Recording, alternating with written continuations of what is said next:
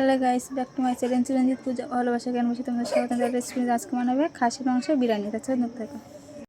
চাল নিয়ে নিয়েছি, বিরিয়ানির চাল। চালটা ভিজিয়ে রাখতে হয়, আমরা ভিজালাম না কো।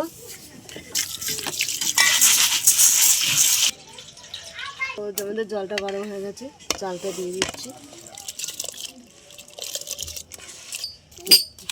নুন দিয়ে দিলাম। আমরা খাসির মাংস নিয়ে নিয়েছি, এখানে 1 কিলোর বেশি আছে। টক দই দিয়ে দিচ্ছি,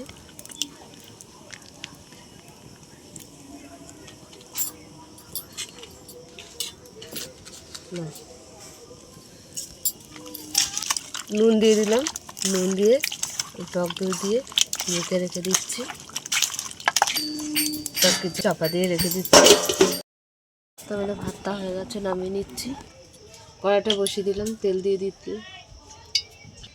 তেলের মধ্যে 1 চামচ নুন দিয়ে দিলাম। তা আলুটা আমি নুন হলুদ মাখিয়ে ভেজে নেব।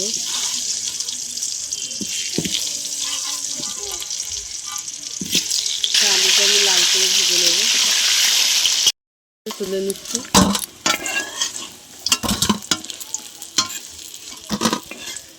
শুকনো লঙ্কা দিয়ে দিলাম, এলাচ আর দারচিনি দিয়ে দিলাম, জিরে দিয়ে দিলাম, তেজপাতা দিয়ে দিলাম,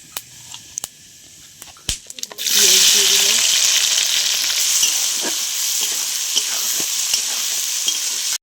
দিয়ে দিলাম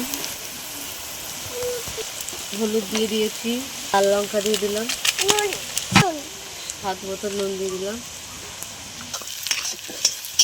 জিরে দিয়ে দিলাম, ধনে পাউডার দিয়ে দিলাম, আদা রসুন টমেটো দিয়ে দিলাম,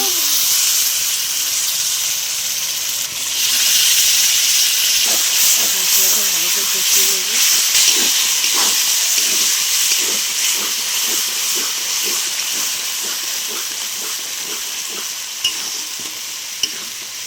তাহলে মশলাটা কষানো হয়ে গেছে, মশলা থেকে তেল ছেড়ে দিয়েছে। সেখানে খাসির মাংসটা আমি দিয়ে দিলাম কড়াইতে।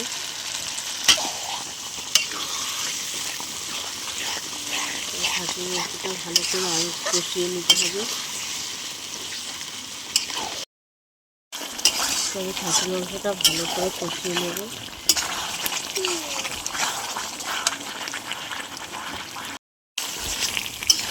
তাহলে মাংসটা কষানো হয়ে গেছে। কুকারে সিটি নিয়ে নেব 5টা।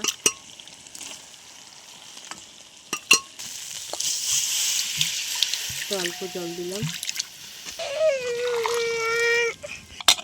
কুকারের ঢাকাটা আটকে দিলাম। এরপর কুকারটা খুলে গেছে।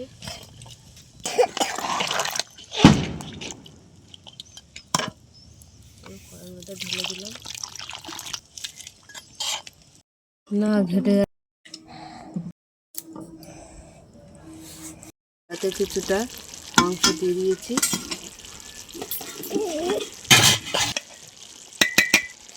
মাংসের উপর দিয়ে আমি কিছুটা রাইস দিয়ে দিচ্ছি,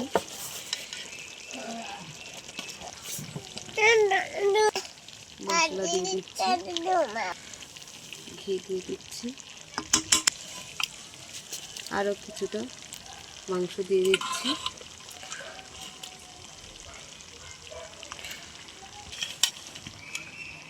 আরও রাইসগুলো দিয়ে দিলাম,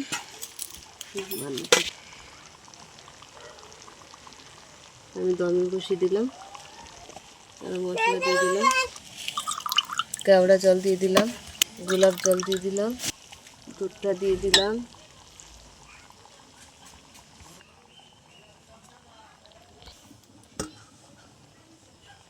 তো চাপা দিয়ে দিলাম। তো আমাদের দম দিয়ে 15 মিনিট হয়ে গেছে, নামিয়ে নিলাম।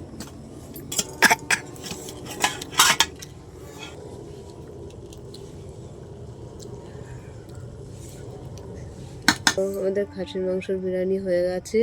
তা তোমাদের কেমন লাগলো বলো, ভালো লাগলে লাইক করে দেবে, শেয়ার করে দেবে, কমেন্ট করে দেবে, ফেসবুকে ফলো করে দেবে, ইউটিউবে সাবস্ক্রাইব করে বন্ধু হয়ে পাশে থাকবে। টাটা।